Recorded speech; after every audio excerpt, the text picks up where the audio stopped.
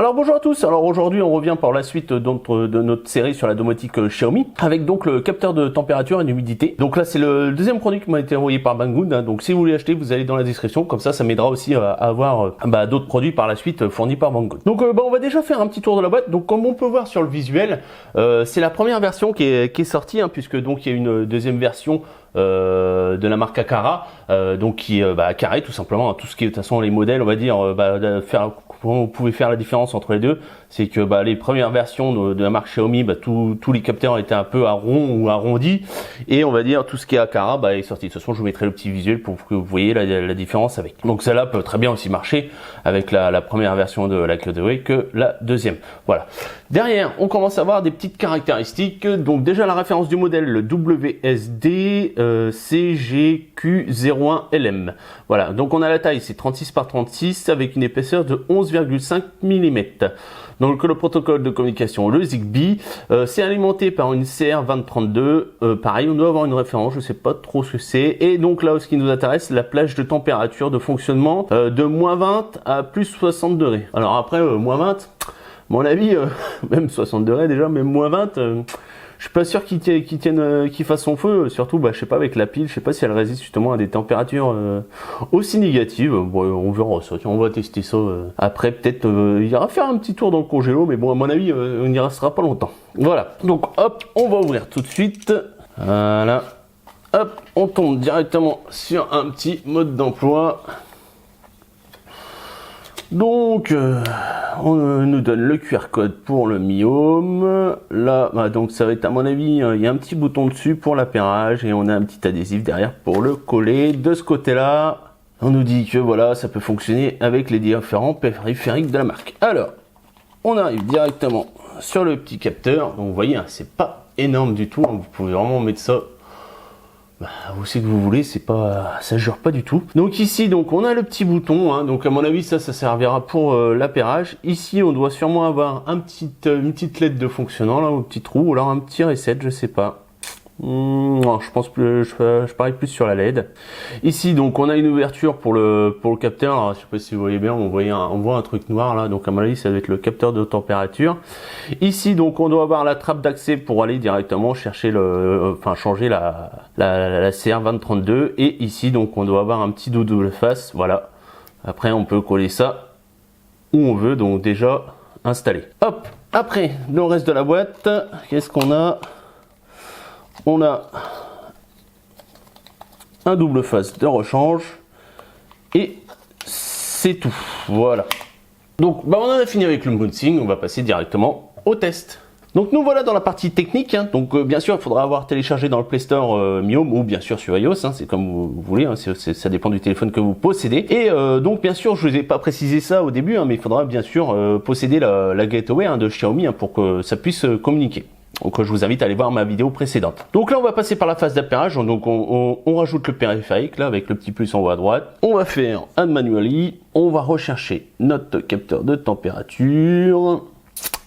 Voilà, il est ici. Voilà. Donc alors, voilà. Donc il dit d'appuyer pendant 5 secondes. Je vais rapprocher pour que vous voyez. Normalement la LED va clignoter. Voilà. Voilà, donc là elle a fait un petit flash rapide 3 fois, donc là c'est bon, elle est appairée. Là on va mettre living room. Attends, est-ce que ouais, non, on va mettre living room, comme ça c'est fait. Mi-température, voilà. Donc il dit donc ne pas poser ça apparemment sur du métal, un truc. Non mais donne pas, ouais, ok. Voilà, donc là on va l'ajouter. Là normalement il y a une autre pièce qui s'est créée. Voilà, c'est celle-là. Donc là, on tombe directement sur notre capteur. Donc là, on nous dit 27 degrés. Donc là, vous voyez, 27 degrés et 52,7% d'humidité. Donc maintenant, on va aller faire un petit tour dans les réglages. Donc là, on a directement auto. Donc c'est tout simplement pour lui rajouter des scénarios. Le deuxième, donc ça va être un graphique, vous allez avoir le suivi en temps sur le mois, sur la semaine ou autre, de la température et de l'humidité. Ici, on a le FAQ, l'environmental reminder. Alors, c'est marqué send a notice with environment is improper. Donc, alors, est-ce que c'est, par exemple, quand il y a trop d'humidité ou il fait trop chaud ou autre, ça vous envoie peut-être une, en finale, une notification sur le téléphone, puisque vous voyez là, c'est marqué confort là, donc ça veut dire que voilà, il a calculé que selon la température et l'humidité, voilà, on était bien. Donc à partir du moment que je sais pas, ça dépasse peut-être 80% d'humidité, donc il envoie peut-être une alerte sur le téléphone. Alors après on a cancel my device list display. Alors je sais pas si c'est faux là, c'est pour ajouter voilà le périphérique dans notre liste de périphériques. Bon, je l'ai laissé, on va dire voilà, on peut soit l'enlever, soit le mettre. Donc moi je l'ai ajouté, on verra, je pourrais pas vous en dire plus. Peut-être que c'est justement pour faire les scénarios après. Le General Setting, donc on va pouvoir renommer le capteur. Donc là on peut choisir voilà où c'est qu'il est placé, etc. Donc là il faudra que je le remette dans le salon. Tiens, on va le faire, voilà, comme ça c'est fait. Et voilà, après on peut rajouter un raccourci donc directement sur le téléphone. Et on peut faire un feedback. Donc maintenant on va passer à un scénario. Donc voilà, maintenant on va pouvoir lui configurer donc un scénario. Donc j'ai attendu un peu là, il y a eu une coupure tout simplement parce que au final quand vous appairez le périphérique, il faut attendre 5 minutes avant qu'il apparaisse dans les scénarios. Donc ça je tenais à vous le dire parce que vous inquiétez pas si vous ne voyez pas apparaître dès que vous lui créez directement un scénario. C'est que moi à mon avis, vu que c'est les serveurs en Chine, voilà, il faut lui laisser un peu le laps de temps pour qu'il puisse voilà se connecter et donc au final apparaître dans les scénarios. Je voulais vous montrer aussi qu'on a de différents affichages là. Quand vous cliquez par exemple sur confort au milieu, vous voyez, vous avez en fait un affichage avec des cadrans, vous voyez par rapport avec la couleur. Donc voilà, ça doit correspondre par exemple au confort. Là on a le message confort et donc peut-être voilà, ça passerait dans le jaune, ça dirait trop chaud ou trop froid dans le bleu. Pareil voilà au niveau de l'hygromètre. Et en dessous, pareil, quand vous cliquez sur la température, vous avez donc l'affichage voilà en graphique. Ou l'humidité pareil. Donc on va faire notre scénario. Donc on a pris sur les 3 petits points en haut à droite, on clique sur auto. Là on fait add scène en bas. Et donc là, on va avoir 4 scénarios possibles. Donc, soit une température max ou mini, voilà, donc higher ou lower, ou pareil, une humidité max ou une humidité mini. Donc moi, ce que je vais faire comme scénario, puisque voilà, là, j'ai pris la petite lampe, la bedside, à côté, on va lui dire, voilà, dès que ça dépasse une température, ça allume la lampe. Donc là, je vais regarder, on était en température, on était à 25,9, voilà, on va essayer de voir en lui ajoutant la température à 26 ou à 27. Allez, hop, on va laisser 27 et donc on va lui dire d'allumer turn on la bedside. On fait OK.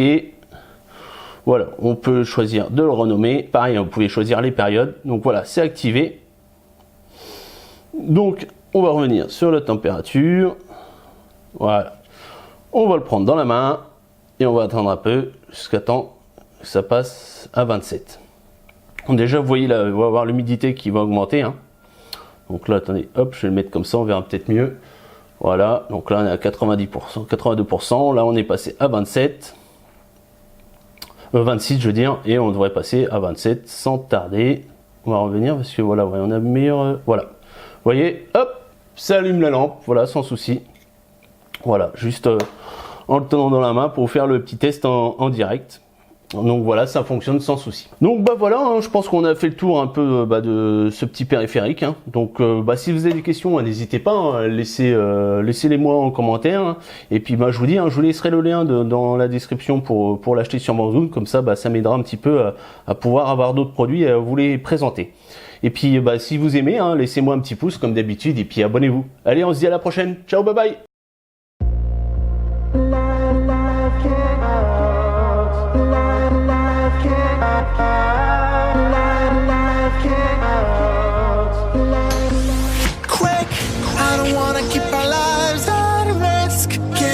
Climb aboard this ship.